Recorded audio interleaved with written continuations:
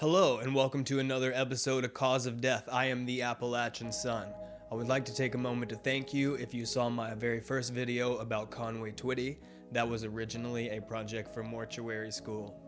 With that said, I'm a mortuary anthropologist, cremationist, and musician.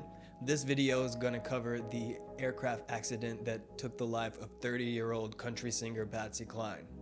This content is meant to respectfully remember those who were aboard the aircraft that day. Nothing about death is pretty, but these are the details. So if you like this content, please like, subscribe, fill out the advance directive to be notified for future episodes, and follow me on Instagram at the Appalachian Sun.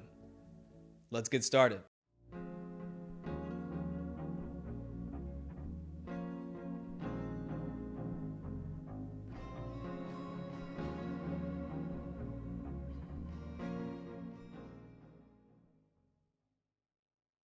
On March 5th, 1963, the wheels of a Piper Commanche, a small single-engine four-seater aircraft, were departing the tarmac of a small airport runway in Dyersburg, Tennessee.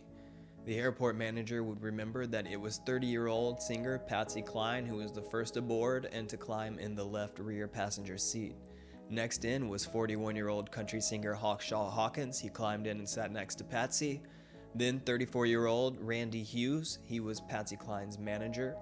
And then lastly was 49-year-old country music singer Cowboy Copas. He climbed in the front right passenger seat.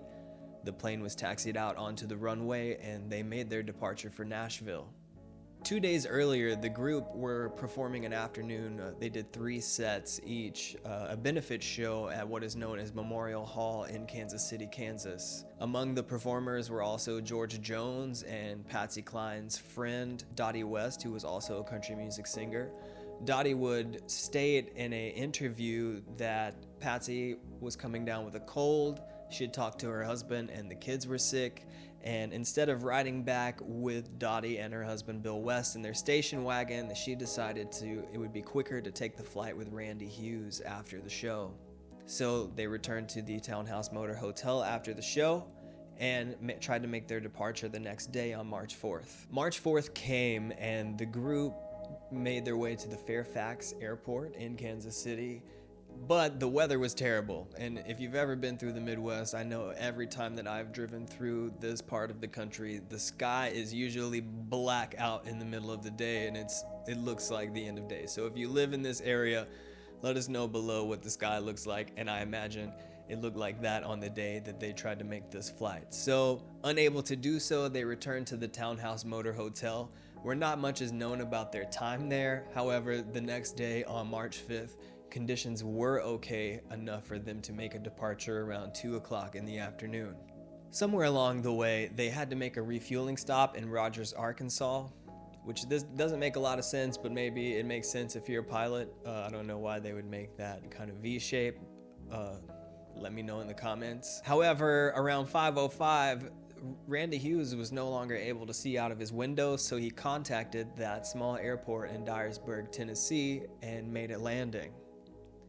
He didn't know how much fuel he needed because he had just refueled, but he followed the airport manager, Bill Brace, and the FAA guy, Leroy Neal, into the flight service station, and the other 3 went into the airport restaurant.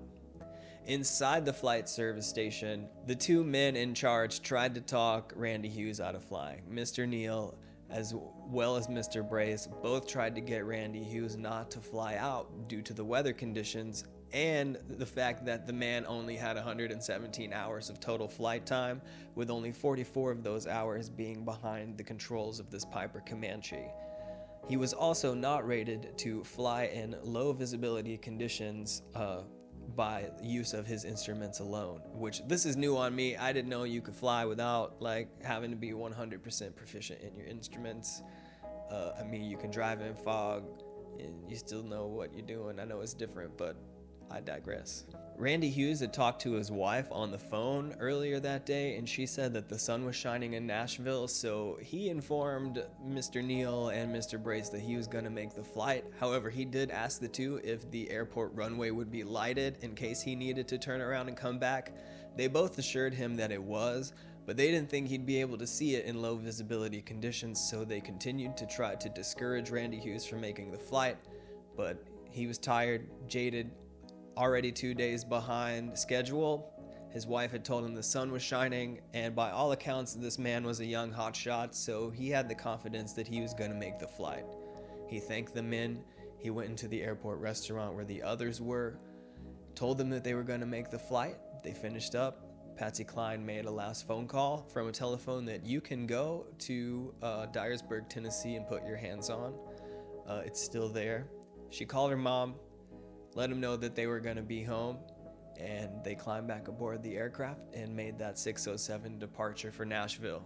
Once in the air, I would like to think that at this point in the day, having dealt with all the takeoffs, landings, refueling, and the turbulence of flying through the Midwest, I would like to think that they're all jaded to the turbulence and the experience. Randy Hughes has gotten them this far, so I imagine it's kind of dark outside, they're tired. Patsy's coming down with a cold, at least. Maybe some of the other ones are too. They're 2 days behind getting home. I imagine they're, if you've ever been in that headspace, that you can understand, like, they're just ready to get home. So they're settled into the flight the best they can. So when Mr. Hughes, piloting the aircraft, they approach the Tennessee River. It's incredibly wide, and the cloud cover starts to get lower as they cross the river. And he loses all visibility, and immediately he tries to blindly compensate for his lack of visibility because he's not rated to fly this aircraft by instruments alone. And by doing so, he had put the aircraft in a slight downward right loop. It's speculated that no one on board would be able to tell that the aircraft wasn't flying in a steady direction. They wouldn't be able to tell that it was going in this right downward loop. Until it was too late, and they broke through the clouds and saw the top of an oak tree staring them down. The report on the accident shows that Randy Hughes had utilized the accelerator to maximum capacity, but it wasn't enough to gain the altitude to miss the tree. A nearby pilot by the name of S.C. Ward was doing some work in his office when he heard what he thought was a low-flying aircraft. But this puzzled him because an airplane shouldn't have been flying that low. He thought they could buzz a house in these weather conditions. So he rushes outside to try to put eyes on what he's hearing. And so he's looking around, and all of a sudden there's a flash of white light descending toward the ground in a 45-degree angle, followed by a silence. He rushed back inside, contacted the state patrol, and they launched an all-night search. And around 6 o'clock the next morning, they found the Piper Commanche and what remained of its passengers. The investigation was conducted by a man named George Green, and he concluded that the aircraft's propeller contacted a tree, an oak tree 30 feet above the ground. So when the propeller contacted the oak tree, that caused the right wing to strike an adjacent tree, subsequently inverting the aircraft. And that's what caused the aircraft to strike the ground at a 45-degree angle, going full speed. This scattered debris across an area 166 feet long and 136 feet wide. The report lists the damage as destroyed and the cause of death as complete destruction of an aircraft, with the passengers suffering from fractures and lacerations to the head, their bodies, arms, and legs. The crash site was looted, and a lot of items known to have been with the musicians were never found. However, years later, some things would go to auction for exorbitant amounts of money. One of the things that I think, one of the relics from the plane crash that is the most eerie, is at the Country Music Hall of Fame, and it is the watch that Patsy Cline was wearing at the moment her world stopped at 6:37, boop, 6:35, boop, boop, 6:35 p.m. on March 5th, 1963. If you're interested in cemetery tourism, Patsy Cline is buried at the Shenandoah Memorial Park under her birth name, Virginia Dick. Hawkshaw Hawkins is buried under his birth name, which is Harold Franklin Hawkins at the Forest Lawn Memorial Gardens in Goodlettsville, Tennessee. Imagine, Goodlettsville. I'm from the South. Say Goodlettsville. Cowboy Copas, the squeaky stool. Boop. Cowboy Copas and his son-in-law, the pilot Randy Hughes, are both also buried at the Forest Lawn Memorial Gardens in Goodlettsville, Tennessee. One other interesting note that I found while researching this story is that Patsy was on a Delta flight a few weeks earlier. The timeline skewed a few days, few weeks earlier, where she had a feeling and wrote her last will and testament on Delta stationery, and that's what she had taken to her lawyer. And some people think that this was also a second foreshadowing to her untimely and very unfortunate demise. Like I said, if you haven't listened to Hawkshaw Hawkins, Cowboy Copas, or Patsy Cline for that matter, please listen to them.